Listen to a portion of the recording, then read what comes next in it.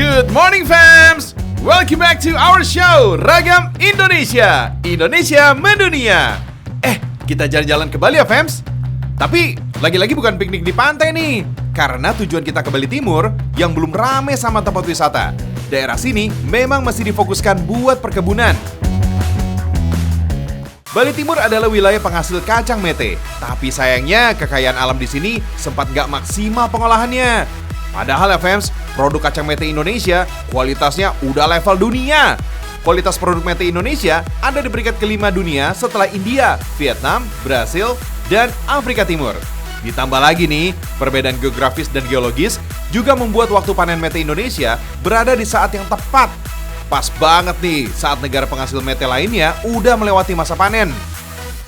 Kondisi warga lokal yang belum mumpuni mengolah kacang mete akhirnya ngasih ide nih buat seorang bule Amerika bernama Aaron Fishman. Mas Aaron pengen banget nih kacang mete di wilayah di sini menjadi produk cemilan yang punya nilai jual. Nah, Mas Aaron, kasih tahu ke kita dong. Waktu itu kenapa sih sampai punya ide bikin kacang mete Indonesia jadi mendunia? Pas waktu itu saya lihat di satu posyandu di gunung, dia petik kacang atau dia petik buah. Saya kurang tahu apa yang dia petik. Saya tanya, itu apa? Dia bilang, ini kacang mente. Setelah itu saya dapat ide untuk bangun perusahaan ini karena dia tidak proses mente di sini. Cakep! We love you full, Mas Aaron! Mas bule ganteng ini memulai usahanya sekitar tahun 2012 yang lalu, fams. Waktu itu dia mikir, Kecamatan Kubu di Bali Timur ini kan berlimpah banget hasil metenya, bahkan yang terbesar di Bali. Dari sekitar 9.000 hektar kebun jambu mete di Karangasem, 7.000 hektar diantaranya ada di sini. Akhirnya, dia olah deh tuh kacang mete gelondongan jadi kacang mete yang sehat dan berkualitas tinggi. Kalau kayak gini, nilai jualnya otomatis juga lebih tinggi. Jadi nambah pemasukan nih buat warga kan, fams? Terus, apalagi nih manfaat yang didapat buat warga di sini, Mas? Setelah kita buka di sini, kita undang semua petani dan pengapul mente di sini biar dia bisa lihat proses semuanya dan dia bisa mengerti tentang kualitas mente. Mantap! Tepuk tangan buat Mas Aaron dong, fams! Intinya, gak cuma bagi-bagi ilmu cuan ya, tapi juga menjaga biar cuannya tetap gede. Oh iya, fams, kalau biasanya kacang mete dinikmati dengan cara digoreng atau dipanggang, Mas Aaron mau bagi-bagi ilmu nih, cara lain mengolah kacang mete, yaitu dibuat jadi smoothie bowl. Ini dia nih bahan-bahannya, fams. Cara bikinnya, blender kacang mete dengan sedikit air panas. Selanjutnya, tambahkan perasan jeruk nipis. Kemudian masukkan pisang dan 1/4 sendok garam. Terus, di blender lagi deh, fams. Masukkan juga es batu, biar lebih segar dan teksturnya gak terlalu kental. Kita tes dulu, gimana rasanya, Kak? Excellent. Oke, tinggal tuang ke mangkok. Biar makin cakep tampilannya, bisa juga ditambahin potongan pepaya dan semangka. Sama, masukkan juga granola. Boleh juga nih, olahan kacang mete dari Mas Ganteng. Cuy! Proses penjemuran kacang mete dilakukan selama 2 hari. Tujuannya agar kadar airnya makin berkurang. Biar nanti rasa gurihnya makin berasa, fams. Kalau udah kering, mete siap dikirim ke tempat pengolahan untuk dipilih sesuai ukurannya. Setelah itu, kacang dikukus, lalu didiamkan selama 24 jam. Habis itu, baru deh kacang mete dipecah menggunakan mesin. Selanjutnya, dicungkil untuk diambil daging kacangnya. Setelah itu ditimbang, lalu dipanggang selama 4-5 jam. Sesudah itu, mete didinginkan selama 12 jam. Masih ada lagi nih proses selanjutnya, fams, yaitu proses pengupasan kulit ari. Kemudian disortir lagi untuk menghilangkan kandungan debu yang menempel pada kacang mete. Terakhir, tinggal divakum dalam kemasan biar bisa tahan sampai 6 bulan. Soalnya kacang mete olahan Mas Aaron ini tanpa pengawet, fams. Setelah sekian tahun, pengolahan kacang yang dirintis Mas Aaron Fishman bikin nama Bali Timur jadi semakin mendunia. Apalagi olahan kacang mete kemasannya udah menembus pasar Amerika Serikat, Singapura, Jepang, Hong Kong, New Zealand, Australia, dan Chili. Makasih banyak ya Mas Aaron.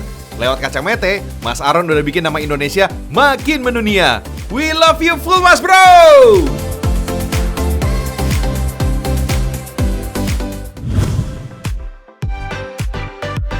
Selain Bali Timur, kota Kendari di Sulawesi Tenggara juga terkenal sebagai penghasil kacang mete di Indonesia. Selain rasanya yang gurih-gurih nyos, kacang mete juga banyak manfaatnya, fam. Karena kandungan vitamin, mineral, dan antioksidan yang ada, sangat baik untuk kesehatan kulit. Makanya, kalau mau punya kulit sehat, sering-sering aja makan kacang mete. Di Kendari juga banyak cemilan kekinian yang menggunakan kacang mete sebagai toppingnya. Salah satunya ya ini, fams, brown tea alias brownies mete. Brown tea dijual di Jalan Sheikh Yusuf, Kota Kendari. Rasanya bervariasi, fams. Ada vanilla cheese, coklat, green tea, dan red velvet. Semuanya enak dan harganya nggak terlalu mahal. Satu paket brown tea berukuran kecil harganya sekitar Rp50.000. Kalau brown tea ukuran besar sekitar Rp75.000. Yuk, kita intip ke dapurnya. Kali ini kita buat brown tea rasa coklat aja ya, fams. Bahannya masih sama dengan brownies pada umumnya. Ada telur, mentega cair, pengembang, dan bubuk coklat khusus, coklat, dan gula. Aduk bubuk coklat agar nggak ada tekstur yang menggumpal. Lalu, masukkan telur dan pengembang.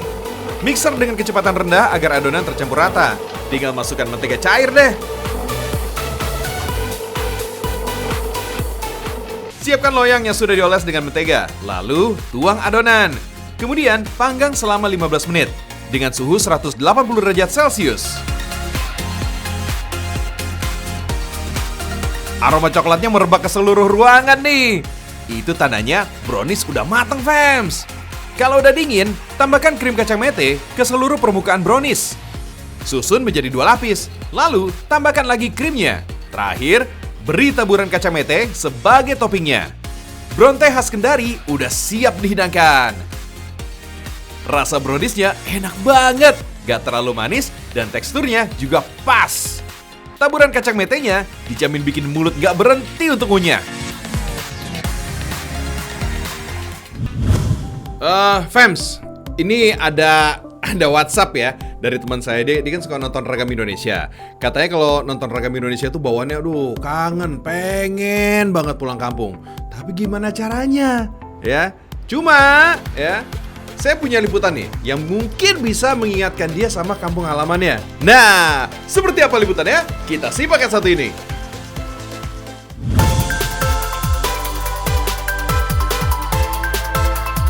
Ini dia, kampung halaman teman saya, fams. Namanya Kampung Sarugo, yang terletak di Nagari Koto Tinggi, Kabupaten 50 Kota, Sumatera Barat.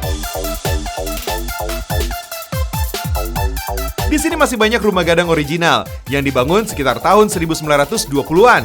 Selain sebagai tempat tinggal, rumah gadang di sini juga dijadikan sebagai tempat nginap untuk wisatawan.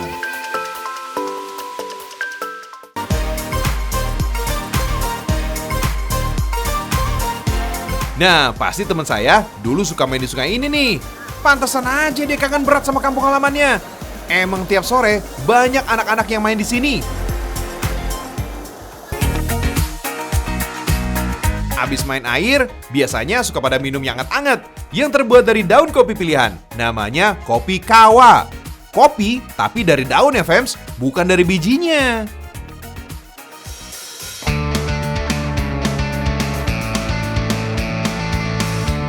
Kalau yang ini sih udah terkenal banget. Namanya teh talua atau teh telur. Dulu, teh ini dikenal sebagai penambah stamina untuk orang yang berladang atau pergi ke sawah.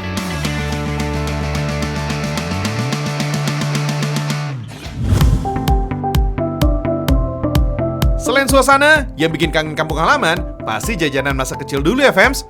Untungnya sekarang banyak sentra makanan tradisional yang tersebar di berbagai wilayah.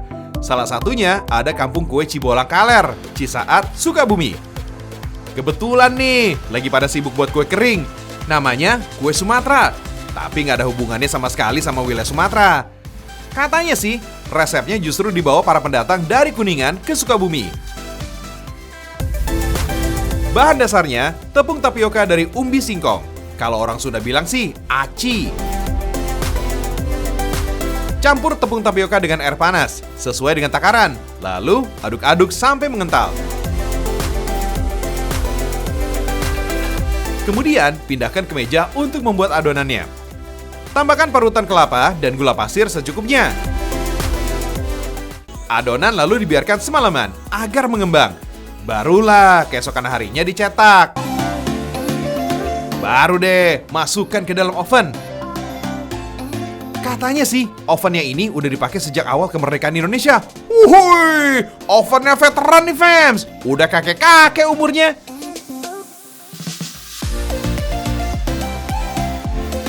Dalam waktu 10 menit, kue Sumateranya udah bisa dikeluarkan dari oven. Pak Usep adalah satu dari sekian banyak pengusaha kue yang menjalankan usahanya secara turun-temurun. Saking banyaknya yang menjalankan usaha pembuatan kue, makanya disebut Kampung Kue Sukabumi.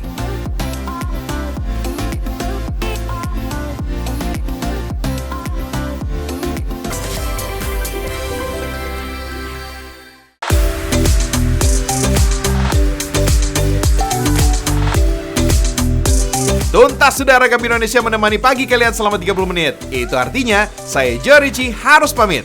Tapi besok saya bakal balik lagi nih di jam yang sama.